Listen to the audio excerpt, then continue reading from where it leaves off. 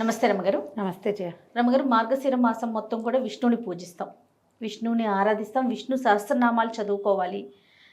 అందరూ సామూహికంగా చదువుకున్నా మంచిది. విష్ణు సహస్రనామాలతో పాటు లక్ష్మి అష్టోత్తరం కూడా చదువుకోవాలి కదండి. దీనికి గల ప్రత్యేకమైన కారణాలు ఏంటి రమ్మగారు? విష్ణు సహస్రనామాలు మొత్తం చదువుకోవాలా? విష్ణు సహస్రనామం ఏంటంటే, ఏదైనా ఒక సహస్రనామం ఒక దైవనామం అనుకో జయ. మనము ఒక దైవ సంబంధమైన రామాను, కృష్ణాను, గోవిందాను, మధుసూదన, జనార్దన ఏదైనా ఒక నామం చదువుకో. ఈ నామానికి సంబంధించిన ఎనర్జీ రిలీజ్ అవుతుంది దాంట్లోంచి. మనం పదే పదే అనుకోవటం వల్ల ఈ ఎనర్జీ వల్ల ఏ వ్యక్తి అయితే అంటాడో అతని లోపల మార్పు సంభవిస్తుంది. నామాన్ని ఎవరు ఉచ్చరిస్తారో వాళ్ళ లోపల కొన్ని మార్పులు సంభవిస్తాయి. బయటకి కనుక ఉచ్చరిస్తే చుట్టూతా ఉన్న వాతావరణం కూడా పవిత్రమవుతుంది. ఏమంటారు, పాజిటివ్ ఎనర్జీ. ఈ ఎనర్జీ యొక్క ప్రభావం వల్ల అంటే ఆ పదంలో ఉన్నటువంటి శక్తి తరంగాల వల్ల, ధ్వని తరంగాల వల్లే మన చుట్టూతా ఉన్న వాతావరణం కూడా శుభ్రపడుతుంది.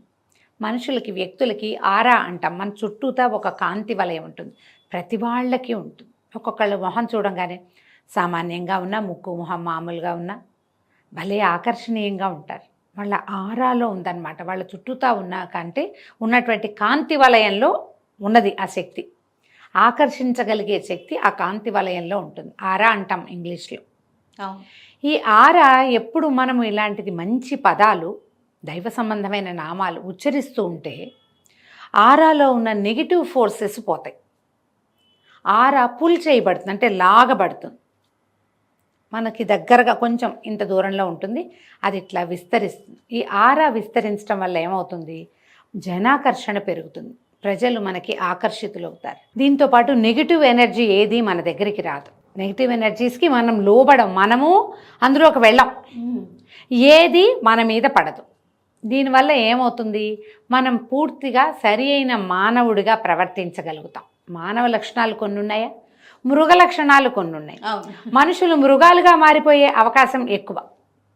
మరీ పెద్ద మృగంగా మారకపోయినా మానవీయ లక్షణాలు కోల్పోతున్నాం అనుకో, అది తప్పే, అది కూడా పనికిరాదు. మనం మనిషిగానే ఉండాలి. మనుషులకి లోపల బోల్డని దుర్గుణాలు ఉంటాయి. నీకు తెలిసిందే కదా, కామ, క్రోధ, లోభ, మోహ, మదమాత్సర్యాలు, అరిషడ్వర్గం అంటాం. అది మనతో పాటే ఉంటుంది. ఈ మనతో పాటే ఉన్నటువంటి అరిషడ్వర్గము మనం ఉచ్చరించే ఈ నామావళి వల్ల తొక్కివేయబడుతుంది లోపలికి.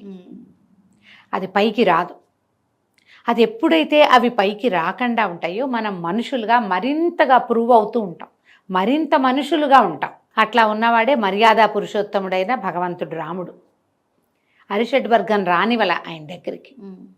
చూడు, 2 యుగాల ముందువాడు ఇప్పటికీ మన నాలుక మీదే ఉన్నాడు స్వామి. అవును కదా, ఆయన కళ్యాణ గుణాలనే చెప్పుకుంటూ ఉంటాం. ఆ అరిషడ్వర్గాన్ని లోపలికి తొక్కటానికి సాధారణంగా ప్రతి వాళ్ళకి ఉపయోగపడితే నామ సంకీర్తన. నువ్వు ఇప్పుడు రామకృష్ణ గోవింద అన్నవే కాకుండా భగవంతుడివిగా చెప్పబడేటువంటి ఎన్నో రకాల కళ్యాణ గుణాలు, ఎన్నో రకాల అత్యద్భుతమైన విషయాలు, ఆయన్ని గురించిన ఎన్నో విషయాలు, జరిగిన కథలు, ఎందరో భక్తుల్ని ఆయన ఎట్లా భగవంతుడు తన యందు లీనం చేసుకున్నాడు, ఆయనలో ఉన్న అద్భుతమైన శక్తులు, ఆయన యొక్క కళ్యాణగాత్రంగా చెప్పబడే మహాపరమాద్భుతమైన శరీర వర్ణన, ఇవన్నీ ఆయన ఆయుధాలు. ఆ ఆయుధాలు ధరించినప్పుడు ఆయన ఎట్లా ఉంటాడు, ఈ ఆయుధంతో ఎలాంటి అద్భుత మహోత్కృష్టమైన కార్యాలు ఆయన చేశాడు, అవన్నీ కలిపి చెప్పి గుదిగుచ్చినట్టుగా ఉన్న సహస్రనామాలు కనుక చదువుకుంటే భగవంతుడి యొక్క కళ్యాణ గుణాల లోపలికి వెళ్ళిపోతాం. మనం పూర్తి పాజిటివ్ ఆరాలోకి వెళ్తాం. అప్పుడు మనం పూర్తి మనుషులుగా ఉండే అవకాశం లభిస్తుంది. దీంతో పాటుగా మనతో పాటే ప్రపంచం అంతా దేనితోటి నడుస్తుంది, ప్రకృతితోటి నడుస్తూ ఉంటుంది ఇదంతా. దీంట్లో 9 గ్రహాలు ఉన్నాయి, నవగ్రహాలు, భూమి, ఆకాశము ఉన్నాయి. వాళ్ళ మధ్యలో మనం తిరుగుతూ ఉంటాం. ఈ గ్రహాలు ఒకటి మనకి పాజిటివ్గా తిరుగుతుంది, ఒకటి నెగిటివ్గా తిరుగుతుంది.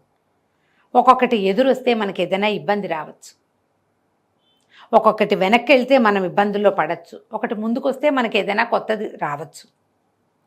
ఇలాంటి నామావళి కనుక చదివే అలవాటు ఉన్న వాళ్ళకి ఈ గ్రహాలు కూడా సంతులనంగా వెళ్తాయి. గ్రహం అటు తిరిగిపోయినా నీకు సమస్య ఉండదు, ఎందుకంటే భగవన్నామం నీతో ఉంటుంది కాబట్టి. మనం ఈ బ్యాలెన్స్ కోసమే, మన జీవితాల్లో ఈ హార్మోనీ కోసమే మనం ఏం చేస్తాం, నామపారాయణైనా చేస్తాం, దేవాలయ దర్శనమైనా చేస్తాం. అన్నప్పుడు దేవాలయ దర్శనం కుదరకపోవచ్చు, కానీ నామ సంకీర్తన మనమే చేసుకోవచ్చుగా. అవును.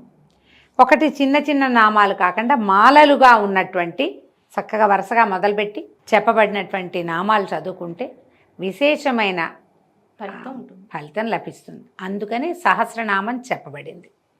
విష్ణువుని కనుక మనం ఎక్కువగా తలుచుకుంటే చాలా గ్రహాలు మనని ఏమంటారు మన యందు సానుకూలంగా ఉంటాయి. అందుకని విష్ణు సహస్రనామం చెప్పారు. ఈ మార్గశిరాన్ని ఏమంటారు యమదంశలుగా చెప్పబడే మాసాల్లో మార్గశిరం ఒకటి. మరణాలు ఎక్కువ డిసెంబరే చాలా చెడ్డ మాసం. ఎక్కువ మంది మరి చలికి వాటికి అన్నిటికీ అన్ని రకాలు అనుకో, కానీ ఎందుకనో మనకి సంప్రదాయాల్లో ఇది చెప్తారు. నెలపట్టాక ఇంకా ఎక్కువ చూస్తాం. మార్గశిరమే అలాంటిది, చలి పెరిగిపోతుంది. అందుకని ఇలాంటప్పుడు మనకి ఈ జీవశక్తిని మరింతగా పెంచేటువంటి సహస్రనామ పారాయణ మంచిది. ఇందులో విశేషంగా ఎవరు చేయాలి ఎవరు చేయకూడదు అంటే అందరూ చేయాలి, అందరూ చేయొచ్చు. ఎప్పుడు చేయాలి? సాయంకాలం చేస్తే చాలా మంచిది. సాయంత్రం అనుసంధానం చేయాల్సిన స్తోత్రాల్లోనే విష్ణు సహస్రనామం చెప్పబడింది. మీరు పొద్దున చదువుకుని సాయంత్రం కూడా చదువుకోవచ్చు. ఈయన్ని అనుసంధానం చేసి మనం విష్ణు సహస్రనామం చదువుకుంటే ఆయనతో పాటు మనం లక్ష్మీ అష్టోత్తరం కూడా చదువుకోవాలి. అయితే మళ్ళీ ఏ గ్రహాలు ఎవరికి, ఏ నక్షత్రం వాళ్ళకి, ఏ రాశి వాళ్ళకి అంటే అన్ని రాసుల వాళ్ళకి ఉపయోగపడే ఒక ప్రత్యేకమైన విషయం ఉంది విష్ణు సహస్రంలో. మామూలుగా మనకి ఎన్ని నక్షత్రాలు? 27. ఒక్కొక్క నక్షత్రానికి 4 పాదాలు ఉన్నాయి కదా. 27 × 4 ఎంత? 108. విష్ణు సహస్రనామంలో విశ్వం విష్ణుర్వ షట్కారో దగ్గర నుంచి చివరి దాకా 108 శ్లోకాలు ఉన్నాయి. ముందు పూర్వపీఠిక ఉంది, ఉత్తరపీఠిక ఉంది. పూర్వపీఠికలో భీష్మ యుధిష్ఠిర సంవాదం కనపడుతుంది. తర్వాత భగవంతుడు చెప్పినవి కూడా కనపడతాయి. భగవంతుడు చెప్పింది, శివపార్వతుల సంవాదం, అర్జున ఉవాచ, ఇవన్నీ కనపడతాయి కదా. ఈ మధ్యలో ఉన్న నామాలు ఉన్నాయి కదా, 108 నామాలు మాత్రమే ఉన్నవి. ఈ 108ని లెక్క పెట్టుకోవాలి మనం. ఒక్కొక్క నక్షత్రానికి 4 శ్లోకాలు చొప్పున అశ్విని, భరణి, కృతిక, రోహిణి, మృగశిర, ఆర్ద్ర లైన్ ఉన్నాయి కదా. ఈ లైన్ ప్రకారము ఒక్కొక్క అశ్విని నక్షత్రానికి మొదటి 4 శ్లోకాలు, భరణికి 5, 6, 7, 8, కృతికకి 8 తర్వాత 9, 10, 11, 12 ఇట్లా. ఒక్క పాదం, మీ పాదం ఏదో ఆ ఒక్క శ్లోకమే చదువుకున్నా మంచిదే. లేదా మీ నక్షత్రం ఏదో, ఒక్కొక్కసారి ఈ పాద నిర్ణయం కొంచెం అటు ఇటు మొదటి పాదం రెండో పాదం కన్ఫ్యూజన్ ఉంటుంది. సమయాల్ని బట్టి పంచాంగంలో ఒకటి ఉంటుంది, క్యాలెండర్లో ఒకటి ఉంటుంది, ఆన్లైన్ కొడితే ఇంకొకటి వస్తుంది, ఇలా వస్తాయి. అవును. అందుకని ఏం చేయొచ్చు మనం? మన నక్షత్రానికి 4 శ్లోకాలు. ఈ 4 శ్లోకాలని చాలాసార్లు మనం చదువుకోవచ్చు. మొత్తం నామాలు చదవలేము అని అనుకున్న వాళ్ళు మీ 4 చదువుకోవచ్చు. అయితే ఇందులో ఒక పద్ధతి చెప్తారు. మనకి సంబంధించిన 4 శ్లోకాలు ఉన్నాయి కదా, ఈ 4 మొదట చదివి విష్ణు సహస్రనామం మొత్తం చదివేసుకుని మళ్ళీ మన 4 ఇంకొకసారి చదువుకోవచ్చు. లేదా ఇంకో మెథడ్ చెప్తాను చూడు, సంపుటీకరణం అంటారు. మన పాదం ఏదో మనకి తెలుసు ఖచ్చితంగా, 3వ పాదం తెలుసు. మన 3వ పాదానికి ఒక శ్లోకం వస్తుంది, 2 లైన్స్ ఒక శ్లోకం వస్తుంది. ఈ శ్లోకాన్ని విష్ణు సహస్రనామపు ప్రతి శ్లోకంతోటి చదువుకోవచ్చు.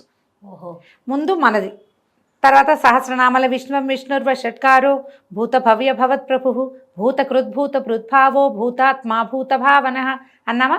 ఇప్పుడు మళ్ళీ మన శ్లోకం, తర్వాత భూతాత్మా పరమాత్మాచ అని చెప్పుకుంటాం వరుసగా. అట్లా ఒక శ్లోకం స్తోత్రంలో ఉన్నది, ఒక శ్లోకం మనది. ఇట్లా 108 ప్లస్ మన శ్లోకాన్ని మనం ఎన్నిసార్లు చదివినట్టు 108 సార్లు చదువుతాం.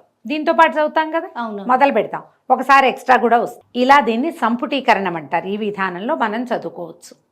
మీకు ఏదైనా గ్రహ దోషాలు లాంటివి ఉండి ఒకరోజు శ్రద్ధగా చేసుకుందాం ఎప్పుడైనా అని కనుక మీరు భావిస్తే, ముందు విష్ణు సహస్రనామాన్ని దగ్గర పెట్టుకుని మీ నక్షత్రం లిస్ట్ అంతా పెట్టండి, మీ పాదాలన్నీ చూసుకోండి, మీ శ్లోకం ఏదో దాన్ని పిక్ చేసి పక్కన పెట్టుకోండి, రాసి పెట్టుకోండి చక్కగా. మీరు మీ నక్షత్రం ఏ రోజు ఉందో, నక్షత్రం ఉంటుంది కదా, నెలలో ఒక రోజు మన నక్షత్రం వస్తుంది కదా, ఆ రోజు కూర్చుని మీ నక్షత్రం రోజున కనుక మీరు ఇది చేశారా ఎంత అద్భుతంగా ఉంటుందో. చక్కగా స్వామివారికి పటిక బెల్లంతో చేసిన పానకము, పటిక బెల్లం వేసిన బెల్లం పానకం కూడా చేయొచ్చు.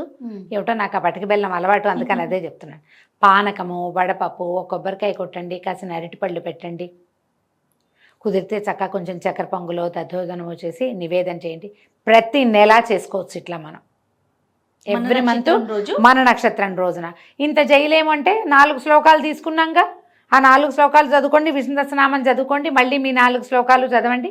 పూర్వపీఠిక ఉత్తరపీఠిక యథాతథంగా చదవాలి. అవును. ఫస్ట్ పూర్వపీఠిక చదువుతాం, పూర్వపీఠిక తర్వాత హరి ఓం అని మొదలు పెడతామా, ఈ హరి ఓం అనగానే మన శ్లోకాలు మన 4 చదువుకుని సహస్రనామ విశ్వం విష్ణుర్వ షట్కారో నామాలు మొదలు పెట్టుకోండి.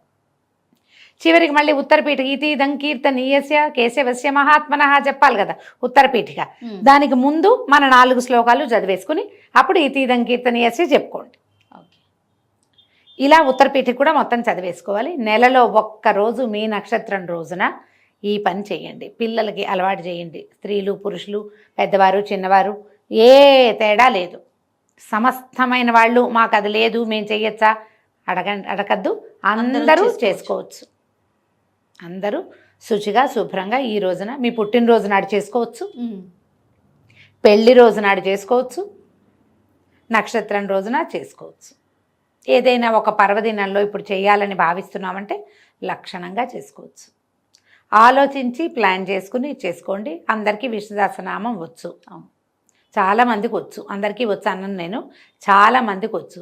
ఎంఎస్ సుబ్బలక్ష్మి అమ్మగారిది పెట్టుకున్నారంటే ఆవిడ కంచు గంటలాగా వెళ్తూ ఉంటుంది. ఆవిడతో పాటు మీరు కూడా శుభ్రంగా పుస్తకం పెట్టుకుని వెళ్తే ఒక్క అక్షరం తప్పు లేకుండా వంపు టొంపు లేకుండా ఆమె వెనకాల పడి చక్కగా వెళ్ళిపోవచ్చు. ఆవిడ చక్కగా పరమపద సోపానం ఆమె ఎక్కేసారు, మనని కూడా ఎక్కిచ్చేస్తారు. చక్కగా చేసుకోవచ్చు. మీకు వీరు కాదు ఇంకెవరో బ్రహ్మాండ నాయకులు ఉన్నారంటే వారిదైనా పెట్టుకోండి. ఇంట్లో ఎవరైనా పెద్దవాళ్ళు చదువుతూ పక్కన పిల్లల్ని కూడా చక్కగా చదివించుకోవచ్చు.